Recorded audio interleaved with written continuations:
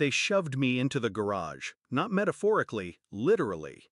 A mattress on the cement floor, boxes stacked around me like walls, the smell of oil and rust clinging to my lungs. Why?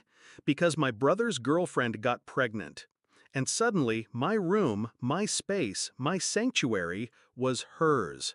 My family looked me in the eye and said, "She needs it more than you. Be understanding." Understanding. That word tasted like poison. I used to believe love meant sacrifice. I gave them my weekends fixing leaky pipes, my paychecks when the bills piled, my silence when arguments broke out. I thought loyalty earned loyalty. But that night, when I dragged my pillow into the garage, I realized something. In this family, I wasn't blood. I was leverage. A body to move, a wallet to drain, a scapegoat when needed. The betrayal came slowly, like water filling a glass. First, my mother's whispers, "She's family now, don't make this difficult." Then my father's glare when I hesitated, "Grow up, stop being selfish." Finally, my brother's smirk, arm wrapped around the girl who now slept in my bed. "You'll survive in the garage." That was the moment, the snap inside me. The quiet realization, if they could erase me so easily, then I could disappear on my own terms. And I did. But leaving wasn't the revenge. No. Walking away was just the setup. My revenge began with silence. No fights, no begging. I went cold, a ghost under their roof.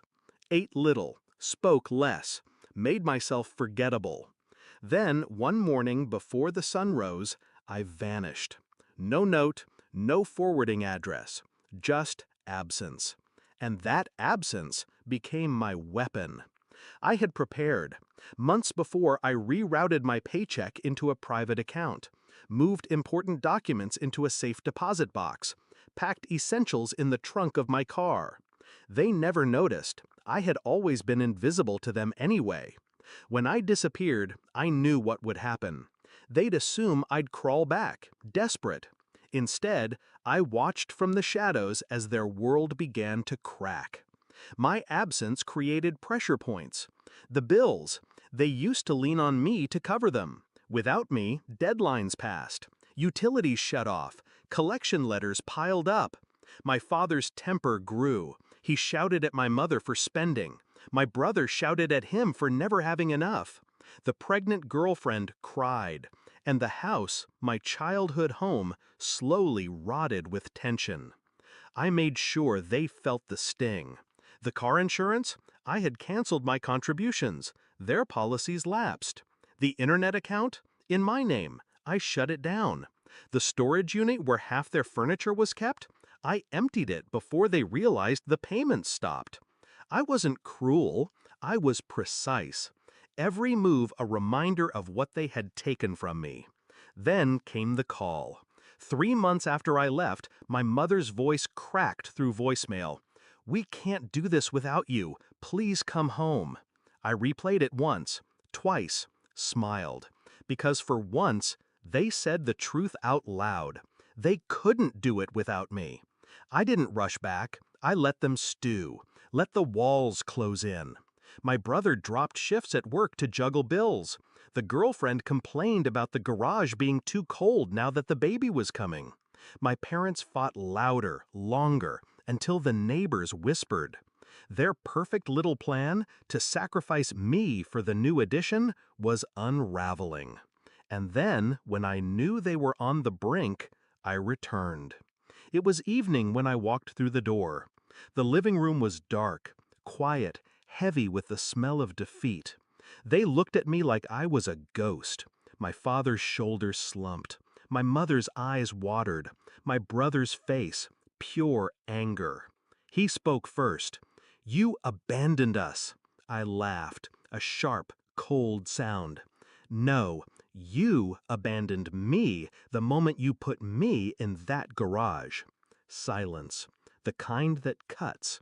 I didn't shout. I didn't beg for their understanding. I laid out the truth like a blade on the table. You wanted me, Dawn, so I left, and the moment I did, Everything you leaned on collapsed. You thought I was disposable. Now you know what happens when you dispose of the only person holding you up.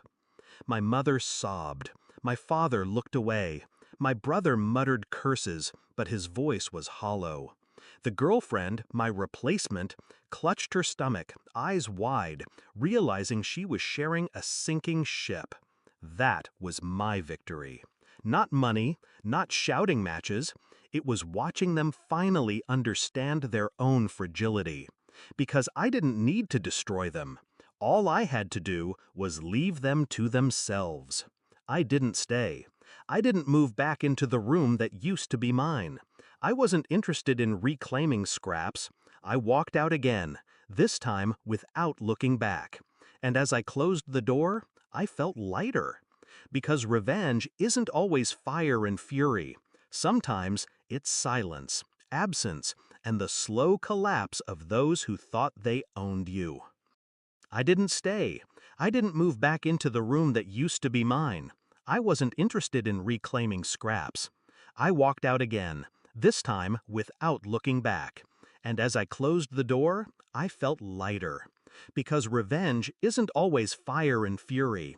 Sometimes it's silence, absence, and the slow collapse of those who thought they owned you.